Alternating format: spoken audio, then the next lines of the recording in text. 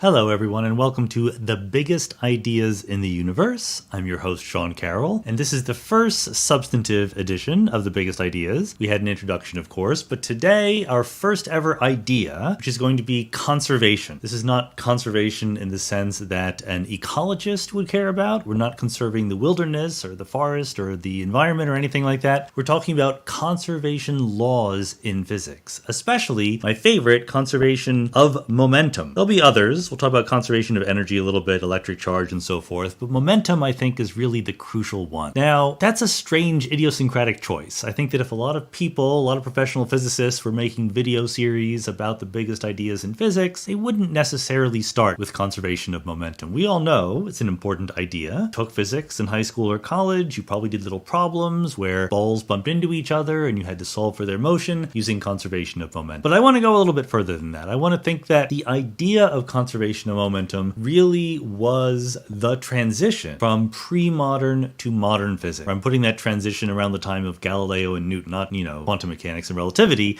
but what we now think of as physics really came to be only once we understood conservation of momentum. That's a kind of a grandiose claim, so I want to have to back it up a little bit, but it gives us an inroad into what physics actually. So to do this, to make this claim, we're going to have to do a little bit of history, and I'll be honest, physicists are not very good at doing history. We have stories that we tell each other about this or that anecdote in the history of physics, but sometimes, maybe more often than not, those anecdotes are not 100% accurate. Certainly they don't convey all the nuances of what was really going on. And I'm not any different. I'm not claiming in any way to be a true historian of science. But I haven't been able to find really very much about the true history of conservation of momentum. I think if you believe the case I'm going to make here, you will agree with me that it is absolutely crucial to what physics is as we currently practice it. So this is a great project out there for somebody, for some historian of science to really trace through the history of conservation of momentum. What I'm going to do is more the standard physicist thing of telling a few individual stories, pretending that they fit together to form a rational